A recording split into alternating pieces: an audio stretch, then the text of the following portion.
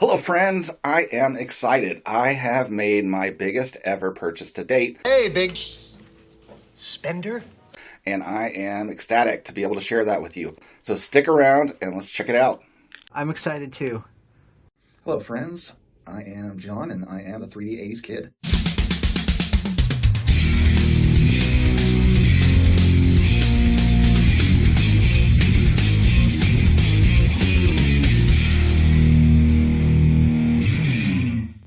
So before I get to the main subject, I did want to take this opportunity to share with you one of my previous pickups that I have already shown, but I thought it would be good to see it again. And it's right here. It's this Roberto Clemente 1971 Topps card in a 4.5 grade, which coincidentally happens to be 0.5 higher than the one that my good friend Theo owns. That would be a Clemente Collector.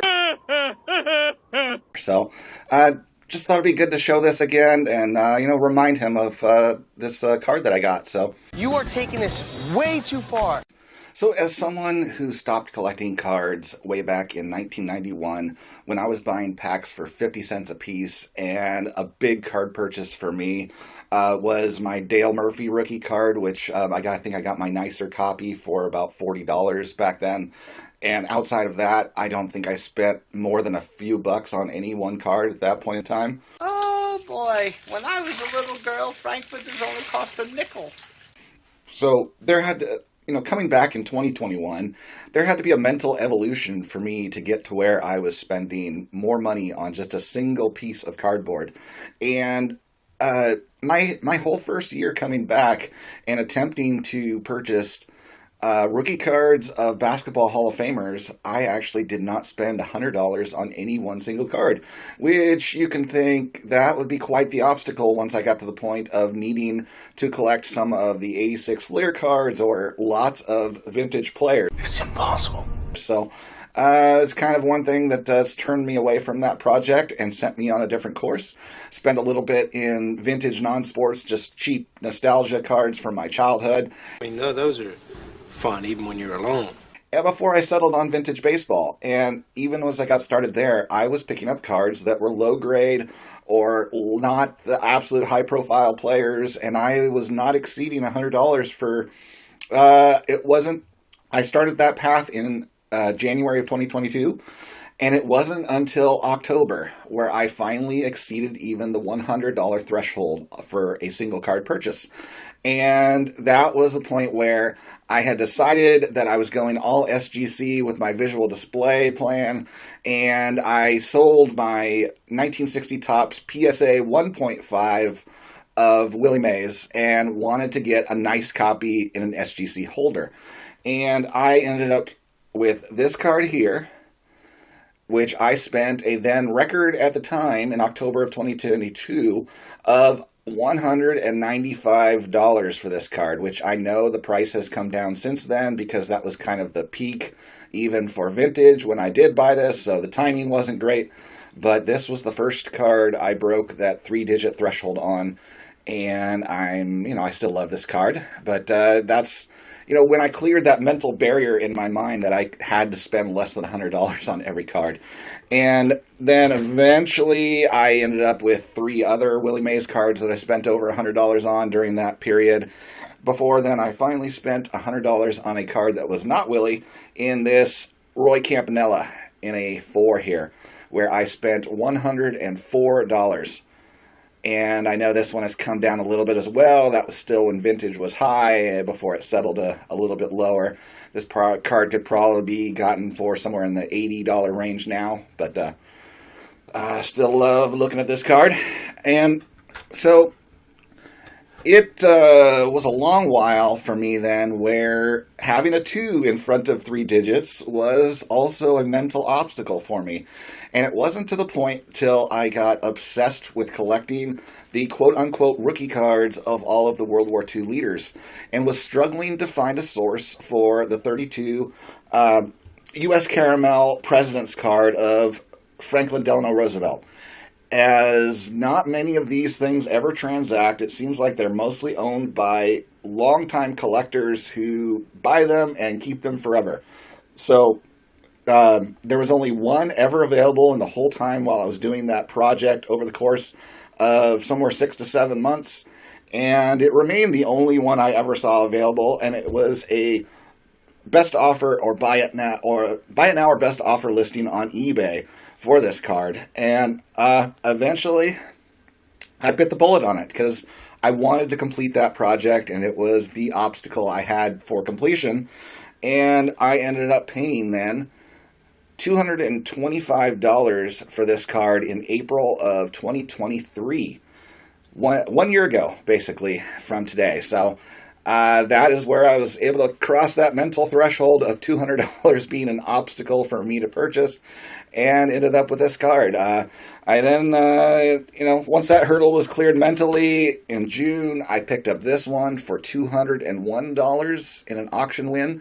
That was actually my max bid. I put in Gixon for the sniping to grab this, and did win that one for my max bid. And then I followed that up in June with this guy here, my Walter Johnson card, for $228 in an auction win. And then that was at the point where it was later that month in July when I got this, was when I started watching the national videos and came up with my Babe Ruth plan, and kind of pretty much stopped buying anything of significance from that point till now. Other than what you're seeing now, which is selling my cards and using that as a separate budget to refill holes with my new collecting plan. So now I've reached the point where I have been looking for this one particular card and not really satisfied with the copies that were made available until this one arrived. It showed up on my eBay searches as a buy it now or best offer for $499, and I just kind of pushed it to the side because I wasn't going to pay $500 for it. That would be way at the top end of the range for the grade, and didn't think much of it. But then the seller just threw out offers to everybody who had put it on the watch list at $449, and I could not resist. Could this put it kind of in the sweet spot middle of where the card had been transacting at for its grade? And I made the leap. I spent the money. It was the rest of my sales budget from selling off cards, as well as also kind of future investment of the ones that hadn't quite sold yet as well. So I'm technically in the hole at the moment, but I know eventually those cards will sell for fairly close to what I'm offering. It's just waiting for the person to match up with who wants them. So without further delay, let me show you the card I have purchased, and it is We're no strangers to love. A beauty. 1952 Bowman Stan Musial in this 4 with Dylan approved centering and just glorious color on this. When I saw this one posted, I fell in love, and I could not resist when the price got lowered. So a new record purchase for me. My first time earning the eBay envelope, which I was interested to note that they changed the design. Rather than those folders that come out, it is now like integrated with the box, and it's just a cutout thing. So you don't get one of those pretty folders anymore. It's like a whole box deal. So just to be nice to use it to transmit a card to somebody in the future. But let me show off this card again. And I took some nice pictures of the front and back side by side, and I think up next I will throw that up on the screen to give you all a closer look at the card. I've had enough of your ugliness. It's Stan the Man Musial, one of the greatest players in the history of baseball. The guy was an MVP vote getter in 18 seasons. You heard that right, 18 seasons, including 14 times in the top 10. He won 3 awards and was runner-up 4 times. He won 7 batting titles. His Cardinals won 3 World Series. He is generally in the top 10 for almost any list you'll see of the greatest players of all time, and was just a great guy. He was a man of the people, which is very fitting with his Stan the Man nickname. And I am very happy and proud to be the owner of this gorgeous card and will treasure it in my collection for years and years to come.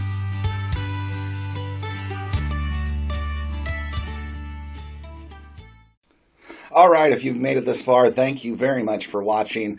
And if you're not subscribed, I would really appreciate it if you subscribed. And please like and comment the video. Everyone, I will see you next time.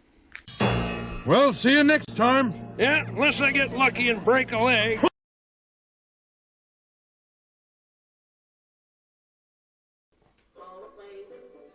Hey John, congratulations on your newest pickup. That's a beautiful 1952 Bowman Stan the Man Musial card, one of my favorites. Congratulations and welcome to the club.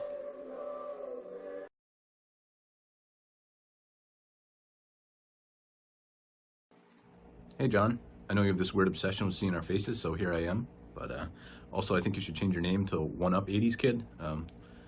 Theo shows his 71 tops Roberto Clemente in a 4, and you have to get a 4.5. Then I make a video showing off this well-loved 52 Bowman Stan Musial card I got slabbed. Came back a 1. You have to get a 4. In all seriousness, welcome to the club. This is, in my opinion, Stan's best looking card, and your copy is definitely beauty, and even has Dylan improved centering, so awesome pickup. Congrats. Welcome to the club.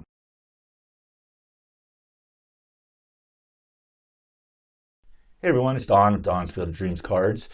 I heard a rumor that John 3D 80s Kid bought a new Bowman Musial. So thought maybe we'd try to figure out which one he got by using the Bowman Musial cards I have. So I don't have his 48 rookie card, unfortunately, but we all know that John hates rookie cards. So I don't think it was that one. This one would be pretty cool if he picked this one up.